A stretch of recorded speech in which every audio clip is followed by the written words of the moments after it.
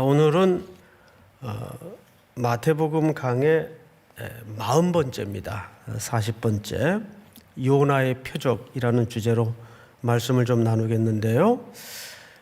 오늘은 요나의 표적을 얘기하겠지만 사실 요나의 표적이 갖는 의미에 대해서 사실상 12장 마지막 절까지를 다뤄야 종합적인 의미가 드러나기 때문에 다뤄야 될 주제나 내용이 좀 많습니다. 그럼에도 불구하고 우리 간단하게 설명을 하면서 말씀을 듣도록 하겠습니다. 우선 몇 가지 이야기가 나오냐 하면 요나의 표적에 관한 이야기가 나와요. 바리새인들이 표적을 구하죠. 그런데 바리새인들이 표적을 구하는 것은 이 잘못된 게 아닙니다. 구약에도 보면 모세가 네 백성을 구하러 하나님이 가라 그러니까 뭘로 하나님이 보내신 것을 증명하겠습니까? 그러자 여러 가지 기적과 표적을 친히 베풀어 주시죠. 이것이 유대인들이 갖고 있는 표적의 이해였습니다. 그래서 서기관들이나 바리새인들이 표적을 구하는 것은 에이 못된 놈들 이렇게 생각하시면 안 되고 그 당시 이해로서는 충분히 그럴 수 있었겠다. 왜냐하면 표적과 기사를 드러내는 사람들을 당시 유대인들은 선지자로도 이해를 가질 수 있는 개념이 있었기 때문에. 자, 그런데 이제 문제는 그 표적을 구하는 서기관과 바리새인들, 사실상 등장은 서기관과 바리새인들이지만 그 세상의 시대를 대변한다고 보면 정확합니다. 예수님이 꺼내놓은 대답이 조금 생뚱맞습니다. 뭐라고 얘기하시냐면 39절을 보세요. 예수께서 대답하여 이르시되 악하고 음란한 세대가, 여기 세대라는 말은 이렇게 세상이라는 의미예요. 그러니까 어떤 특정 집단을 얘기하는 게 아니고 세대가 표적을 구하나 선지자 요나의 표적밖에는 보일 표적이 없다. 아니 표적을 보여달라는데 그것도 당장 뭐 병자를 고치셨다든지 또 뭐 기적을 일으키셨다든지 이런 표적을 당연히 드러내셔야 이 요구에 부응하는 것인데 예수님은 이 악하고 음란한 세대들에게는 요나의 표적밖에는 볼 게 없다. 근데 여러분 구약 성경에 우리가 요나서를 강해도 듣고 또 읽기도 했지만 요나가 언제 표적 행한 적이 있나요? 요나는 불순종하다가 니느웨 성에 가서 복음을 전하라는 하나님의 명령이 너무 싫어서 내가 미쳤다고 원수의 나라에 가서 그들 구원을 위해서 복음을 전하겠습니까? 화가 나서 다른 쪽으로 도망가다가 그만 풍랑이 일고 바다에 던져지고 어디로 들어갔죠? 결국에는 큰 물고기 뱃속에 사흘 밤낮을 있었단 말이에요. 그거는 엄밀한 의미에서 요나가 행한 표적이 아니고 요나가 당한 표적이에요. 그렇죠, 여러분? 다시요. 요나가 행한 표적이 아니고 요나가 겪은 어떤 상징적인 사건이란 말이에요.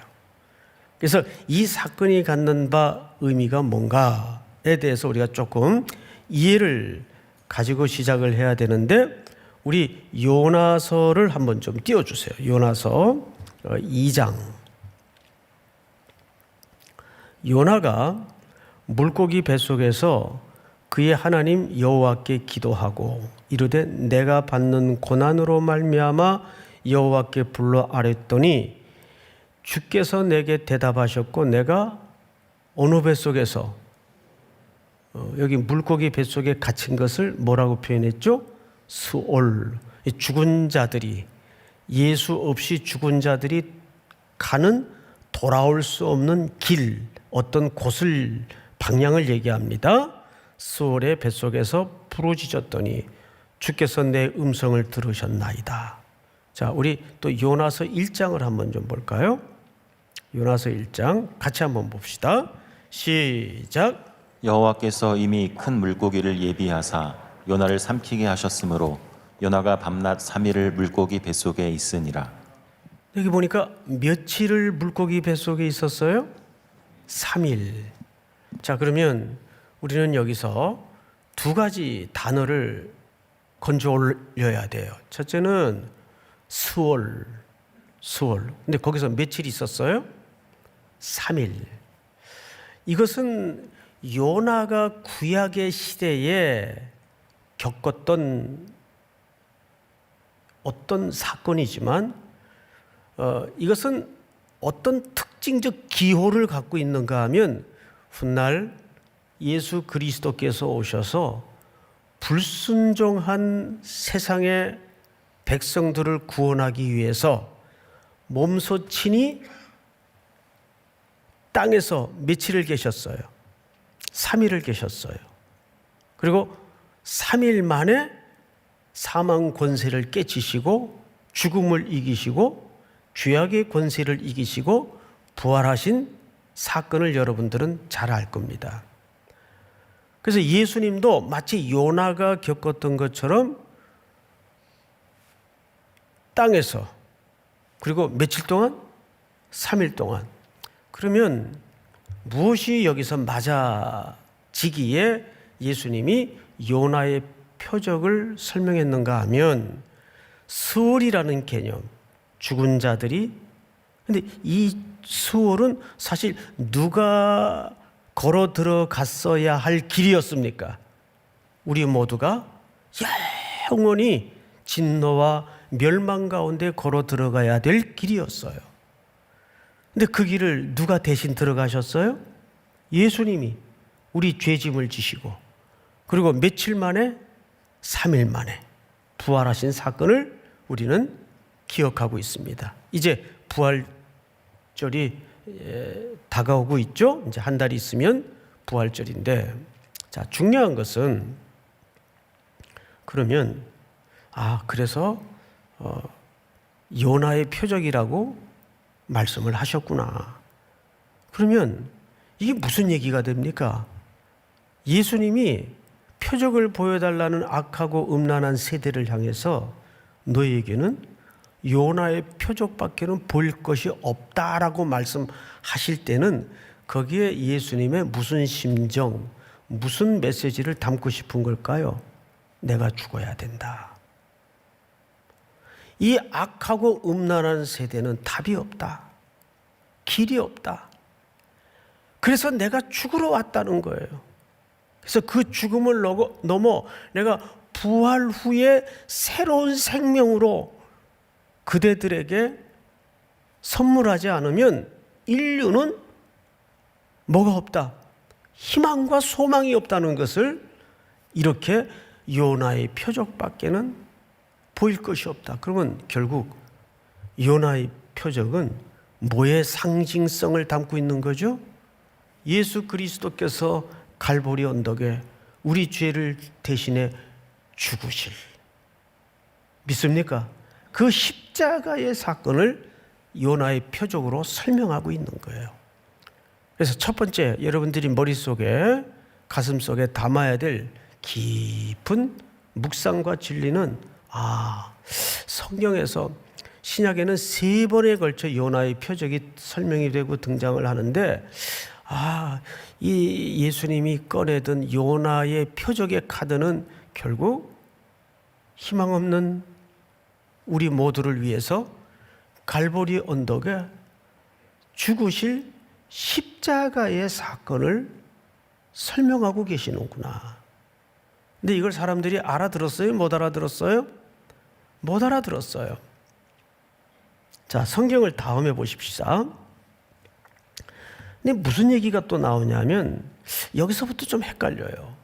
심판 때에 니느웨 사람들이 일어나 이 세대 사람을 정죄하리니 이는 그들이 요나의 전도를 듣고 회개하였음이거니와 요나보다 더 큰 이가 여기 있으며. 자, 여러분, 여기 중요한 단어는 요나도 아니고 니느웨의 성 사람들도 아니고 그들이 회개했다는 것도 아닙니다. 여기 비교급 하나가 등장을 하죠. 요나보다 더 크니. 요나보다 더 큰 이가 누구예요? 예수님이죠. 여기서 크다라는 말은 키가 크고 덩치가 크다, 그 물리적 개념이 아니죠. 요나가 하나의 표시판이었다면 그 표시판의 지향점인 실체가 누구라는 얘기예요? 예수 그리스도라는 얘기예요. 그래서 그것을 더 크다라고 설명을 하는 겁니다. 믿습니까? 그러니까 이게 이제 해석상 어려운 것이 유대식 표현인데 우리식 개념으로 알아들으면 오해가 생기겠죠. 여러분, 독일어로 완전하다 할 때는 그것은 perfect라는 개념보다는 1대1이라는 개념이에요. 독일어의 개념은 1대1을 완전하다라고 그들은 이해를 갖더라고요. 보니까 마찬가지예요. 그러니까 나라마다 언어가 담고 있는 이해와 개념이 틀려요. 여기서 더 크다라는 말은 그리스도께서 실체고 요나는 하나의 샘플링, 표지판 정도의 이해였다 그 말이에요. 믿습니까? 자, 그런데 여기 그래서 더 크다라는 말을 설명했어요. 근데 어떤 내용을 담아 더 크다라고 얘기를 했는가 하면 41절을 보세요. 이제 심판 때가 오면 종말의 때를 얘기하겠죠. 니느웨 사람들은 유대 사람들입니까? 이방 사람들입니까? 이방 사람들 정도가 아니라 아주 유대를 괴롭혔던 민족이에요. 그래서 요나가 이들이 구원받는 걸 너무 싫어했어요. 근데 글로 가서 복음을 전하라니까 물고기 뱃속에 사흘 밤낮을 들어가 곤욕을 치르고 나서는, 죽었다가 살아나고 나서는 어쨌든 니느웨 성에 가서 그 성을 돌려면 3일을 걸려요. 근데 며칠만 휙 돌았죠? 하루만 딱 휙 돌아다니고는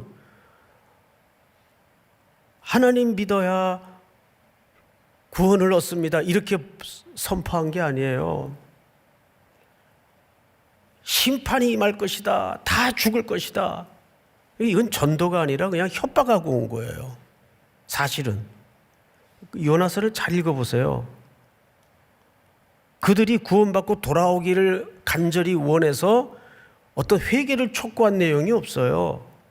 그러니까 심판과 저주를 선포하고 그것도 3일 돌아다녀야 될 성을 그냥 하루 만에 돌아다녔다는 것은 대충 했다 그 말이에요. 대충 저주를 선포하고 말았어요. 하나님이 시키니까. 그런데 니느웨의 그 이방 사람들이 누구까지 회개를 했어요? 짐승까지 금식을 하고 다 하나님 앞에 돌아오는 역사를 나타냈어요. 그러면 그들의 구원은 전적으로 누가 하신 일일까요? 하나님의 주권이 가능케 한 일입니다. 그런데 왜 여기서 갑자기 니느웨 사람들의 회개의 이야기가 나올까요? 나올 만하죠. 아니, 택함받지 않은 저 이방인들도 그 전도 같지도 않는 전도를, 대충 한 전도를 듣고도 짐승까지 금식을 하고 나라의 왕까지 그 소식을 듣고 회개를 하고 하나님 앞에 돌아왔던 기억이 있는데, 혈통적으로 아브라함의 자손이면 이 얘기를 잘 기억하세요. 혈통적으로 이 시대 사람들은 우리가 아브라함의 자손이니까 당연히 우리는 구원이 있고 우리는 하나님의 백성이라는 철석 같은 헛된 신념을 가지고 있으면서도 회개하지 않고 그렇게 요나의 실제로 오신 예수 그리스도의 복음을 영접하지 않는 이 백성들을 향해서 요나보다 더 큰 이가 와서 실제로 등장하여 선포하는데도 그들이 그 복음을 받아들였다 안 받아들였다? 안 받아들였어요. 여러분, 그리고 또 한 명의 구약의 인물이 등장을 하는데 42절 심판 때에 남방 여왕이 일어나. 자, 여러분, 여기 남방 여왕은 구약의 우리 역대하를 좀 보십시다. 9장 본문을 좀 같이 한번 읽을까요? 시작. 솔로몬 왕이 스바 여왕이 가져온 대로 담례하고 그 외에 또 그의 소원대로 구하는 것을 모두 주니 이에 그가 그의 신하들과 더불어 본국으로 돌아갔더라. 솔로몬 왕이 지혜가 충만하여 그 지혜가 온 열방에 소문이 났어요. 그러자 남쪽에 바로 이 스바 여왕이 은금 패물을 가득 바리바리 수레에 실어서 이 지혜를 들으러 저 먼 나라에서 세상에 여왕이 커다란 행렬을 이루어 찾아왔단 말이에요. 누구의 지혜를 들으러? 솔로몬의 지혜를 들으러. 그런데 솔로몬이 커요? 예수님이 커요? 솔로몬 속에는 또 어떤 기호가 담아져 있는가 하면 오실 그리스도의 모형이 담아져 있단 말이죠. 근데 그 실제 대신은 예수 그리스도께서 오셔서 복음을 선포하시고 말씀을 전하는데도 눈 닫고 귀 닫고 안 듣더라 그 말이에요.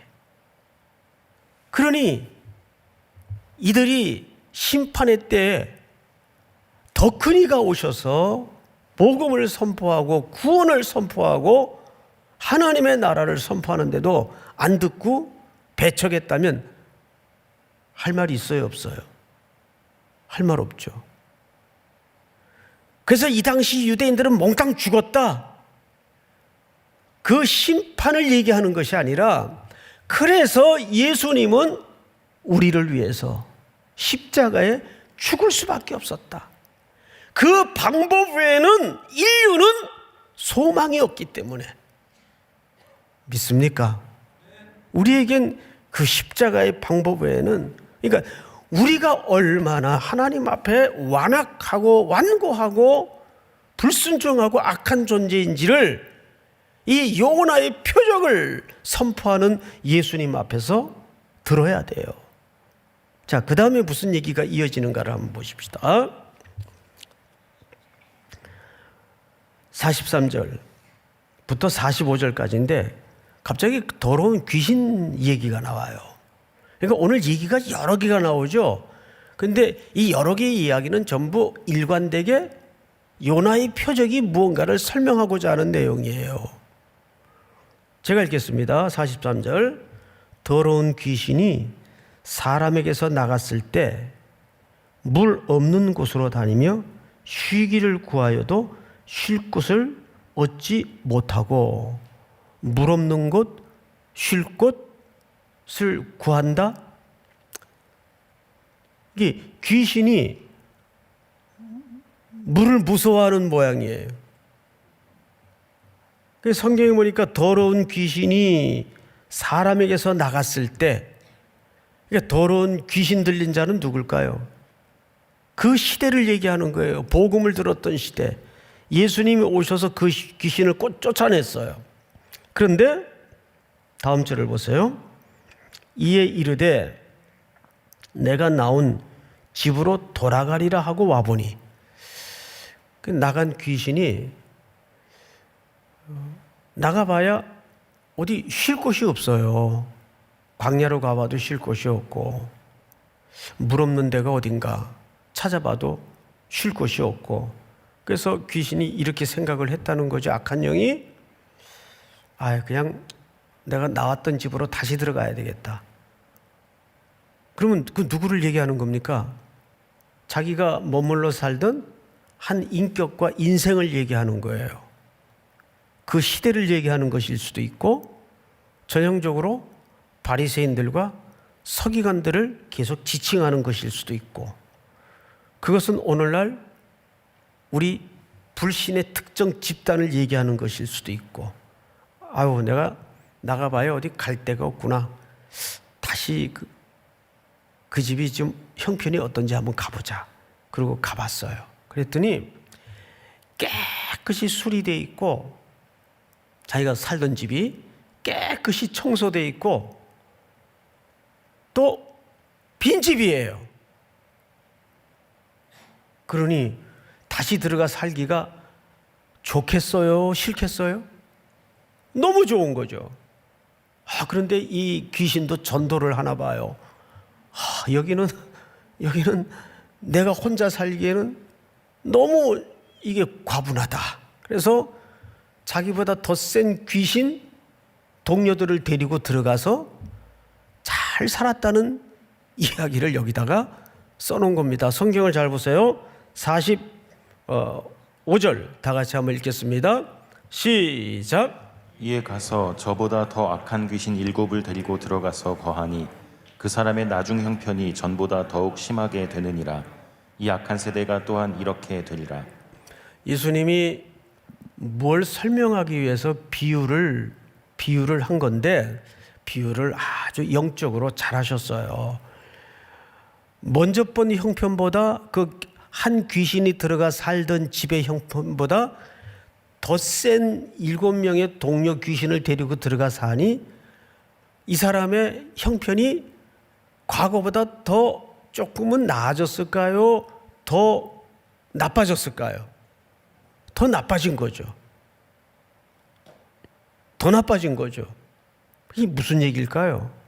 이거는 결국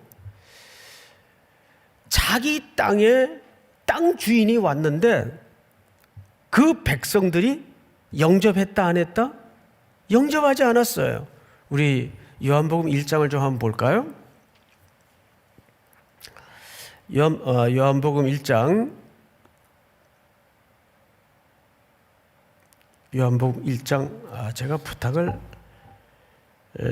안 드렸어요. 예, 요한복음 1장을 보시면 자기 땅에 주인이 왔으나 백성이 영접지 아니하였다. 그런데 이어 유명한 구절이 있죠.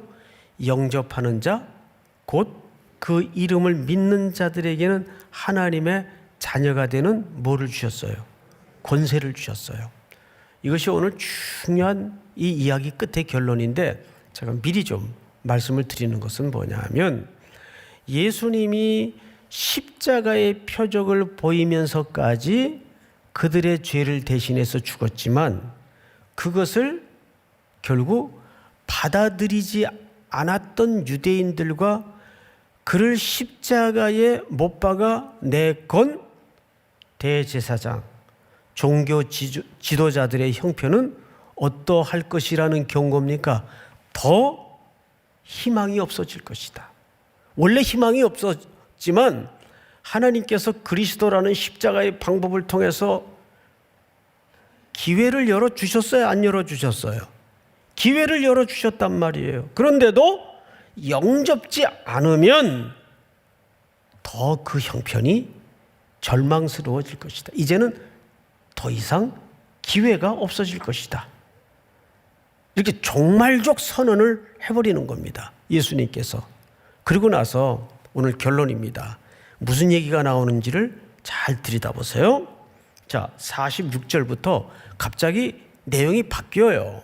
어떻게 바뀌냐면 예수께서 무리에게 말씀하실 때 그의 어머니와 동생들이 예수께 말하려고 어떻게 섰더니 밖에 섰더니, 이 장면을 공간복음서를 비교해 보면 이런 장면입니다. 예수님의 말씀을 들으려고 한 집에 사람들이 예수님 발 앞에 모여 앉았어요. 꽉 들어차서. 이때는 예수님이 미쳤다고 소문이 나 있을 때입니다. 가족들도 그렇게 알았어요. 그래서 예수님에게 몰려드는 사람들이 있었고 그들은 늘 예수님 무릎 앞에 앉아서 말씀을 듣기를 즐거워하고 그 말씀에 깊이 공감하고 감동하고 예수 그리스도를 구주로 주인으로 영접하는 사람들이었어요. 그런데 예수님이 미쳤다는 소문을 듣고 가족들이 걱정이 돼서 찾아왔습니다. 그 현장을. 그러자 안에 있던 사람들이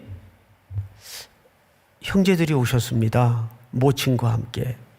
그러자 예수님께서 아주 냉정하게 누가 내 모친이며 누가 내 형제인가?